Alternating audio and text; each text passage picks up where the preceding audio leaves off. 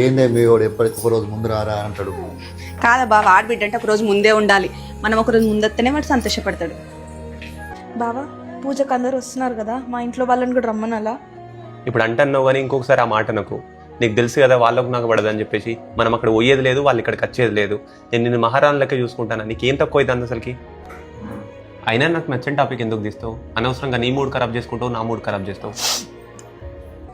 రమేష్, అయ్యో బావా, అదేంటి గుమ్మం కాడ ఉండి చూస్తున్నావు? దానికి లోపల రండి. బాగున్నారా?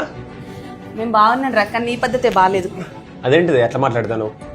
లేకపోతే ఏంట్రా, నీ తోడ పుట్టిందేమో, నీ ఇంట్లో ఏం ఫంక్షన్ అయినా కూడా ఒక రోజు ముందే ఉండాలి.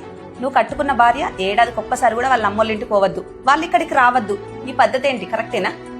నీకు వాళ్ళ గురించి ఏం తెలుసు అని మాట్లాడుతున్నావే? నీకు వాళ్ళ గురించి ఏం తెలియదు. నిజమే రమేష్, తెలియాల్సింది దాని కాదు నాకు. నువ్వు తీసుకురా అన్న ప్రతిసారి మీ అక్కని తీసుకొని వస్తున్నా చూడు, నీకేం అర్థమైతలేదు.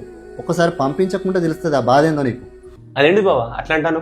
లేకపోతే ఏంటిదిరా, మహారాణిలాగా చూసుకుంటా అంటాను. మహారాణికి కూడా రాజ్యాలు కావాలా, తల్లిదండ్రులు కావాలంటే తల్లిదండ్రులే కావాలంటది, రాజ్యాలు కావాలని.